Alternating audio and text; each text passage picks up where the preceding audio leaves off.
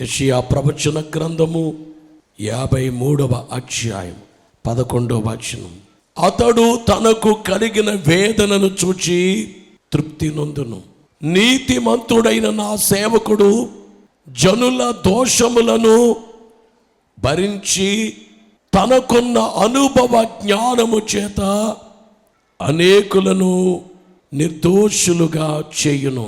అతడు తనకు కలిగిన వేదనను చూచి తృప్తి నొందును. ఇది చాలా విడ్డూరమైనటువంటి మాట అని మనము గ్రహించగలం. ఏ మనిషి కూడా ఈ రీతిగా మాట్లాడరు. ఈ లోకములో ఎవరైనా కానీ శ్రమ వచ్చినప్పుడు, మనసు నలిగిపోయినప్పుడు, లేక ఇంట్లో ఎవరైనా కానీ మరణిస్తే ఆ మరణించిన రీతిని బట్టి వేదన చెందేవారు, కన్నీళ్లు కార్చేవారు. వారెవరూ కూడా మాకు కలిగినటువంటి వేదనను చూచి మేము తృప్తి చెందుతున్నామని ఎవరు మాట్లాడరు. ఈ లోకములో ఎవరికి ఉండే వేదనలు వారికి ఉన్నాయి. ఆ వేదనను బట్టి మనం ఎవరు తృప్తి చెందము. నేను చాలా ఏడ్చాను, నేను ఇప్పుడు చాలా తృప్తిగా ఉన్నాను అని ఎవరు అనరు. అయితే ఈ వచనములో ఒక ఆయన ఉన్నారు. ఆయనట తనకు కలిగిన వేదనను చూచి ఆయన తృప్తి చెందుతారట. మీకు బాగా అర్థం కావాలంటే ప్రసవ వేదన పడినటువంటి ఆ స్త్రీ ఆ నొప్పుల కాలంలో కేకలు పెట్టి ప్రాణం పోతుందేమో, ఇక ప్రాణం పోతేనే మంచిదేమో, నేను ఈ నొప్పులకు తట్టుకోలేను, భరించుకోలేను, నా వల్ల కాదు అనేటువంటి సమయాల్లో తల్లి గర్భములో నుండి శిశువు బయటికి రాగానే, ఆ పాపనో బాబునో చూడగానే ఆ కన్న తల్లి 9 మాసాలు మోసి ఆ ప్రసవ వేదన పడిన స్త్రీ తృప్తి నొందుతుంది. పోనీలే, నేను పొందిన ప్రయాసకు ఫలము దొరికింది. ఈ వచనములో మాట్లాడేది ఎవరు అంటే, ఎవరి భూమిని, ఆకాశాన్ని, సూర్యుణ్ణి, నక్షత్రాల్ని, ఈ విశ్వాన్ని ఎవరు చేశారో ఆయన మాట్లాడుతున్నారు. మన తల్లి గర్భములో ఉండగా ఎవరు కలుగజేశారో ఆయన మాట్లాడుతున్నారు. మనకు ఎవరైతే మోక్షాన్ని ఇవ్వబోతున్నారో, నేనే మార్గము, సత్యము, జీవం అని ఎవరు చెప్పారో ఆయన మాట్లాడుతున్నారు. ఏమంటున్నారంటే, నాకు కలిగినటువంటి వేదన నాకు చాలా తృప్తిగా ఉంది. ఏంటి వేదన, తృప్తి ఏమిటి? ఎందుకు వేదన పడవలసి వచ్చింది? దేవుణ్ణి ఎవరైనా కానీ బాధ పెట్టగలరా? దేవుణ్ణి ఎవరైనా కానీ వేదనకు గురి చేయగలరా? ఎందుచేతనంటే సమస్తమైనవి ఎవరైనా కానీ వేదన పెట్టాలి అనుకుంటే వారి ప్రాణమే ఉండదు. బైబిల్లో నాకు వేరుగా ఉండి మీరేమీ చేయలేరు, దేవునికి తిరుగుబాటు చేసి ఎవరేమీ సాధించలేరు. మనుషులకు తిరుగుబాటు చేసి మనుషులకు శత్రువులుగా, వ్యతిరేకులుగా జీవించే పరిస్థితి ఉండొచ్చేమో, కానీ దేవునికి తిరుగుబాటు చేస్తే, దేవుడు అనుకుంటే ఏ వ్యక్తి జీవించలేడు కదా. మన ప్రాణాలు ఆయన చేతుల్లో ఉన్నాయి. ఈరోజు బ్రతికి ఉన్నామంటే ఆయన కృప. మన జీవితంలో మనల్ని వేదనకి గురి చేసే వాళ్ళు అనేక మంది ఉంటారు.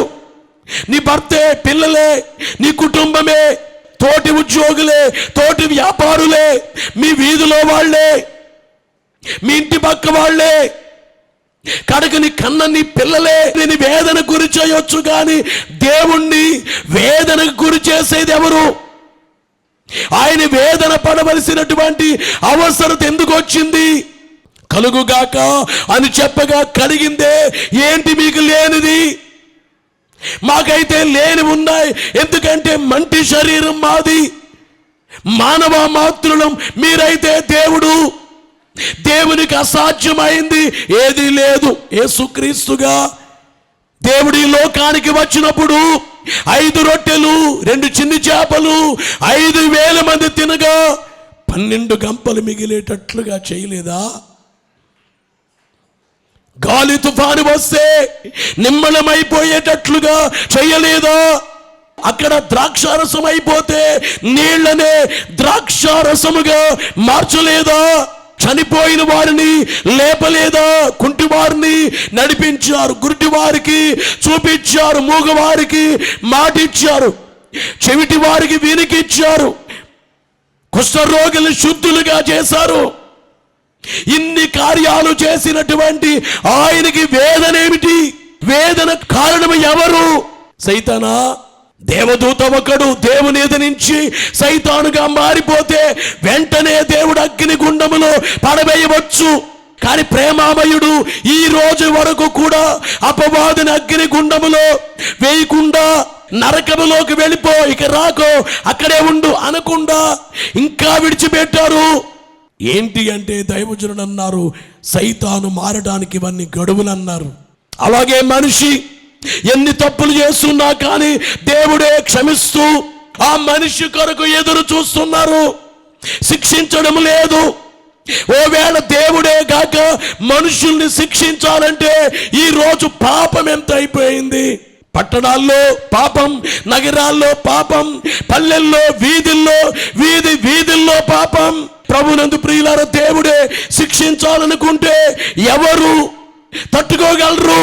ఆయన శిక్షించాలనుకుంటే ఎవరు తప్పించుకోగలరు? దేవునికి తెలియనిది ఏదీ లేదు, అంత ఆయన ఎరుగును. అందుకనే బైబిల్లో ఆయన అగ్ని జ్వాల వంటి నేత్రాలు గలవాడట. ఆయన నేత్రాలు ఎలాంటివంటే అగ్ని జ్వాల వంటి నేత్రాలు. ఆయన కంటికి కనబడంది ఏది లేదు. మరి అలాంటప్పుడు ఆయన శిక్షించింది ఎవరు? యేసునాథుని వేదన కారణం ఏమిటి? దైవజనుడు దేవదాసు వయ్య గారు అన్నారు, యేసునాథుడే ఆయన మరియ గర్భములో ఇమిడిపోవడమే ఆయనకు సిలువ. ఎందుచేతనంటే దేవదూతలు కూడా చూడలేని ఆయన, మరియమ్మకే తండ్రి ఆయన, కానీ మరియమ్మ గర్భములో ఇమిడారే, ఆయనకి సిలువే. పశువుల పాకలో పొత్తి వస్త్రాలతో పశువుల తొట్టిలో పరుండి పెట్టబడేది ఆయనకి సిలువే.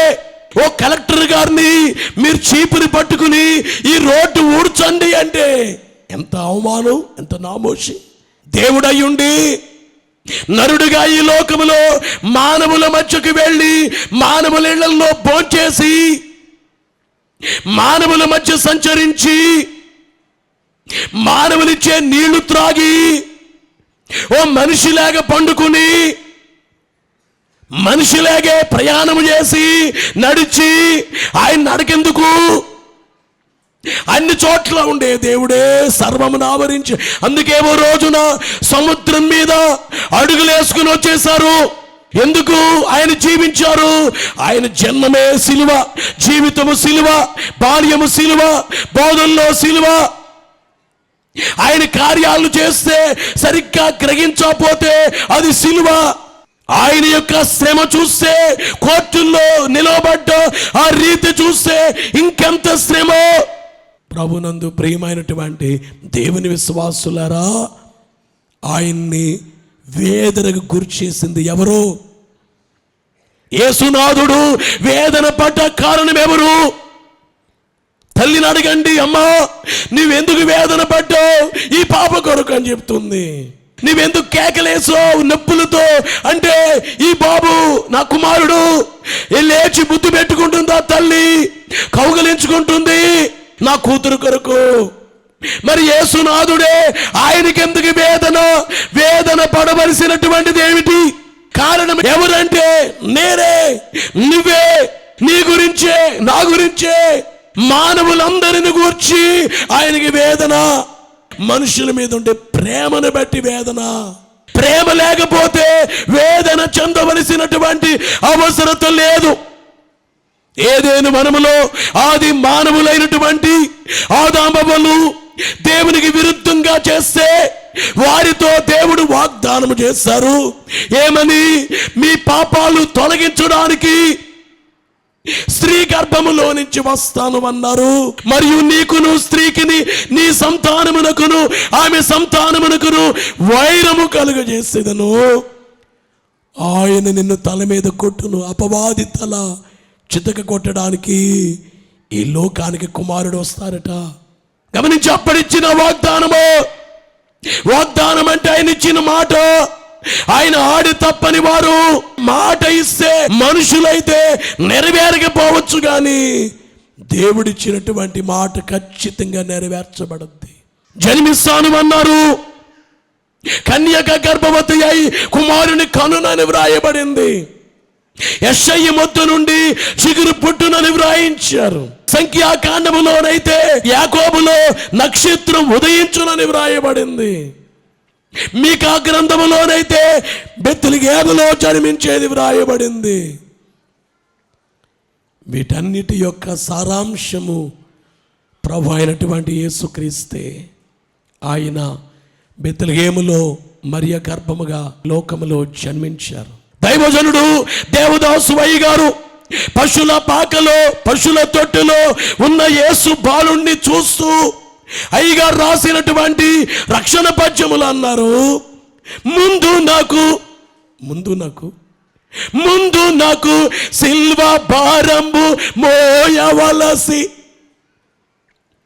ముందు నాకు సిల్వ భారంబు మోయవలసి, యున్న భారంబు నీ మీద ఉన్నదనియు ఎరిగి ఉన్నను ఎరుగని నరుని పగిది, ఎరిగి ఉన్నను ఎరుగని నరుని పగిది, పండియాడుచుంటివా పశుల తొట్టే, పండియాడుచుంటివా పశుల తొట్టే. పశువుల తొట్లు పండియాడుచు ఉన్నారా? మీరు వచ్చిన పని చనిపోవడానికి మీరు వచ్చారు, సిలువ వేయబడ్డానికి వచ్చారు. మనమైతే జీవించడానికి ఈ లోకములో దేవుడు మనల్ని జన్మింపజేశారు, కానీ యేసు ప్రభువారైతే చచ్చిపోవడానికి జన్మించారు. పాపులకై వచ్చినావా? పాపులను కరుణించినావా? ప్రాణదానము చేసినావా? ఏం దానము? ప్రాణదానము. ఆయన వచ్చిన పని ఏమిటంటే చనిపోవడానికి. అయితే ఈ వచనములో తనకు కలిగిన వేదనను చూచి ఆయన తృప్తి నొందును. ఎందుకు ఆయనకి తృప్తి? మనందరి పాపాలు ఆయన మీద వేసుకున్నారు. మొదటి నరుడైన ఆదాము మొదలుకొని చివరి నరుని వరకు ప్రపంచంలో ఎన్ని కోట్ల మంది మానవులు ఉంటారో అందరి పాపాలు ఆయన మీద వేసుకున్నారు. అందుకే వచ్చారు ఈ లోకానికి. నీ పాపం, నా పాపం, నీ పాపం, అందరి పాపం. అందుకని గెత్సేమనే వనములో యేసునాథుని ఎదురుగా ఒక గిన్నె కనబడుతుందట. గిన్నె. తండ్రి ఈ గిన్నె అన్నారు. ఆ గిన్నెలో ఏముంది? విషమున్నది. నా విషం, నీ విషం, నీ విషం, అందరి పాపాల విషం గిన్నెలో ఉంటే ఆ గిన్నెలో ఉండే విషయాన్ని ఆయన త్రాగేయాలి. అందుకే ఆ సిలువ మీద యేసునాథుడు వ్రేలాడుచు పలికినటువంటి 6వ మాట, పాపుల రక్షణ కొరకు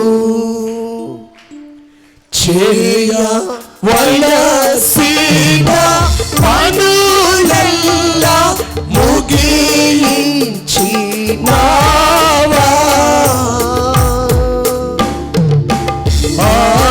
పగలు పగమారి పగలు ఉదకు అంతము కాక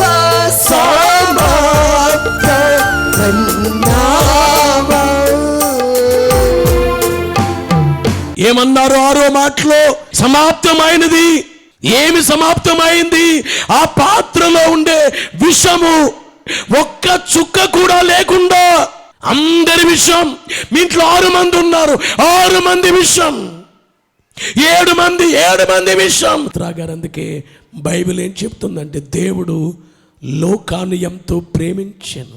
యెషయా 53:11 చూస్తే అతడు తనకు కలిగిన వేదనను చూచి తృప్తి నొందును. నీతిమంతుడు నా సేవకుడు జనుల దోషములను భరించుచు తనకున్న అనుభవ జ్ఞానము ఏం చేస్తున్నారు?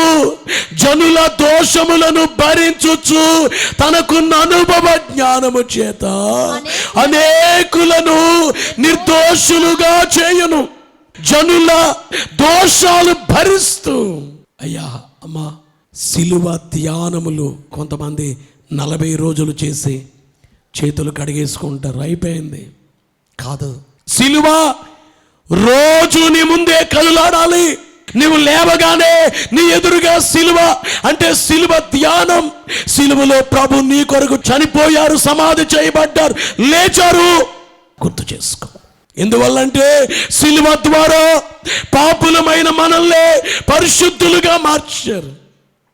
సిలువ ద్వారా ఆయన మన పాపాలే భరించారు, మన వేదన ఆయన భరించారు, మన వ్యసనాలు ఆయన వహించారు, మన రోగాలు ఆయన వహించారు. 53వ అధ్యాయము 5వ వచనములో మన అతిక్రమ క్రియలను బట్టి అతడు గాయపరచబడెను, మన దోషములను బట్టి నలుగగొట్టబడెను. మన సమాధానార్థమైన శిక్ష అతని మీద పడెను. పొందిన దెబ్బల చేత మనకు స్వస్థత కలుగుచు. వినండి, అతడు పొందిన దెబ్బల చేత మనకు స్వస్థత కలుగుచున్నదట. యేసు ప్రభువారి దగ్గర ఏ రోగాలు తగ్గుతాయి? యేసునాథుడు అన్ని రోగాలు ఆయన మీద వేసుకున్నారు. తనకు కలిగిన వేదనను చూచి తృప్తి నందును. ఎంత వేదన! యేసునాథుడు గెత్సేమనే వనములో ఆయన మోకరిస్తే ఆయన శరీరములో నుంచి చెమటకు బదులుగా రక్తం బయటకు వచ్చింది. యేసునాథుండే తీసుకెళ్లి కోర్టులో నిలబెడితే ఓ ప్రధాన యాజకుని దగ్గరుండే సైనికుడు చంప మీద కొడితే ఒక కన్ను కనబడటం మానేసిందట. యేసునాథుణ్ణి 39 కొరడా దెబ్బలు కొట్టమని పిలాతు చెబితే 39 దెబ్బలకే ఒక వ్యక్తి నాగలి పట్టుకుని దున్నితే ఆ నాగలికి ఏ విధంగానైతే పొలమంతా చీలిపోతుందో, యేసుక్రీస్తు వారి శరీరం అంతా ఏమైపోయింది? చీలిపోయింది. యెషయా గ్రంథము 50 అధ్యాయము 6-7 వచనాలు చూస్తే, కొట్టి వారికి నా వీపును అప్పగించి తిని. యేసునాథును కొట్టే వారికి వీపును అప్పగించారు. వెంట్రుకలు పెరికి వేయు వారికి నా చెంపలను అప్పగించి తిని ఉమ్మి వేయు వారికి అవమానపరచు వారికి నా ముఖము దాచుకొనలేదు. అందరూ గమనించారా ప్రియులరా? ఉమ్మి వేసే వారికి, అవమానించే వారికి ఆయనట తన ముఖాన్ని దాచుకోలేదు. కొట్టి వారికే వీపును అప్పగించారట. వీపు కొరడాలతో నిన్ను కొట్టి కండ్లకు కంత కట్టి చేజారిచి వేడ్కను నా యేసు అట్టి వారెల్ల నంచును. కొట్టి వారికి నా వీపును అప్పగించి తిని. మానవులారా, కొడతారా? ఇదిగో నా వీపు, కొట్టుకోండి. వెంట్రుకలు పెరిగి వేయు వారికి నా చెంపలను అప్పగించి తిని. యేసువారి యొక్క వెంట్రుకలు పట్టుకుని పిరికేస్తూ చెంపల మీద కొట్టి వారికి అప్పగించేసుకున్నారట. ఆయన ఉమ్మి వేయి వారికి, ఆయన ముఖం మీద ఉమ్మి వేయి వారికి, అవమానపరుచు వారికి నా ముఖము దాచుకొనలేదు. ఎవరైనా నిన్ను అవమానిస్తున్నారంటే పలానా చోటు నీ ముఖాన్ని తిప్పుకుని వెళ్ళిపోతావు అక్కడ. కారణం ఏంటంటే నిన్ను వాడు గుర్తించలేదు, అవమానిస్తున్నారు. అవమానించే వారికి మన ముఖాన్ని పక్కకి తిప్పుకుంటాము, కానీ యేసునాథుడైతే అవమానించే వారికి ఆయన ముఖాన్ని దాచుకోలేదు. అవమానించే వారికి, ఉమ్మి వేసే వారికి ముఖాన్నిచ్చి ఎన్ని ఉమ్ములేసుకుంటారో ఎలాగ అవమానిస్తారో అవమానించండి అన్నారు. కారణం ఎందుకంటే ఆయన ఈ శ్రమలన్నీ పొంది ఆ శ్రమలను బట్టి ఆయన తృప్తి చెందాలి. సిలువకు ముందు 39 కొరడా దెబ్బలకే యేసు శరీరం అంతా నలిగిపోతే, గాయాలైపోతే, యేసు వారి శిరస్సు మీద పెట్టిన ముళ్ళ కిరీటానికే తలంతా ముళ్ళతో నింపబడి భయంకర బాధ అయిపోతే, తలలో బాధ, శరీరంలో బాధ, యేసు వారి భుజం మీదే మ్రాను పెట్టి కొట్టుకొట్టు యెరూషలేము రాజవీధుల్లో ఆ కల్వరి కొండపైకి తీసుకువెళ్తుంటే ముయ్యలేక సిల్వా పరము మూర్ఛబోయేనా, సిలువను మోయలేక పడిపోయారు, మూర్ఛబోయారు. అయ్యయ్యో జోకేనా యేసయ్యా తూ లేనా మా అయ్యని తలంపగుండి లాదరి పోయేనా. యేసు ప్రభు యొక్క శ్రమ మనకు అర్థమైతే మన తల పగిలిపోతేట పిచ్చోళం అయిపోతామట మనము. కానీ వేళ ఏంటంటే కనీసం కొంచెం కూడా అర్థం కావట్లేదు. భక్తులు ఎందుకు పెట్టారు 40 రోజులు? భస్మ బుధవారం అని ఎందుకు పెట్టారు? శుభ శుక్రవారం ఒక్క రోజే కదా, గుడ్ ఫ్రైడే. 40 రోజులు ఎందుకు? 40 రోజులు చేస్తే సంవత్సరం అంతా మర్చిపోవని. ఎంతో కఠిన హృదయమైన అటు చూచి తరచిన కరిగిపోవను. నీ మనసు ఎందుకు కరగలేదు? యేసునాథుని యొక్క శ్రమ ఎవరైనా కానీ వివరించగలరా? ముఖం మీద ఉమ్మలేసిన రీతి ఆ శ్రమ, వీపి మీద గుద్దారు, రుమాలు కట్టి కొట్టారు, సిలువని మోయలేక పడిపోతే కాళ్ళతో తన్నారు లేచే వరకు, సిలువ మీద పండుగోబెట్టి మేకు కొట్టారు. కుడి చేతిలో ఒక మేకు, ఆ చేతిలో నుంచి కర్రలో నుంచి బయటికి వెళ్ళిపోయిన మేకు, ఎడమ చేతులు ఒక మేకు, 2 కాళ్లకు ఒక మేకు, 3 మేకులు, 2 చేతులలోను 2 మేకులు కొట్ట కాలువలవుచు రక్తంబుగారే, తలపై కిరీటంబు తగిలించి అదుమగా కాలువలవుచు రక్తంబుగారే. మేఘాళ్ళు జతపర్చి మేకుతో కొట్టంగా కాలువలవుచు రక్తంబుగారే. యేసునాథుని యొక్క శరీరమంతా గాయాలు. కడకు కలవరి కొండ మీద సిలువలో వ్రేలాడి అమ్రానునే రక్తముతో తడిపేసి కలవరి కొండ మీద మన కోసం ఆయన ప్రాణం ఇచ్చేశారు. నీ జీవితంలో నీకు డబ్బులు ఇచ్చిన వాళ్ళు ఉన్నారు, నీకు సహాయం చేసిన వాళ్ళు ఉన్నారు, లేకపోతే నీ కన్న తల్లి ఉన్నారు, నేను పోషించిన తండ్రి ఉన్నారు. కానీ నీ కోసం నా కోసం ప్రాణమిచ్చింది ఒకరే, ఆయనే ప్రభు, ఆయన క్రీస్తు. ప్రాణమిచ్చి ఆయన చనిపోయి ఏమవుతున్నారట? అబ్బా చాలా బాగుంది నాకు.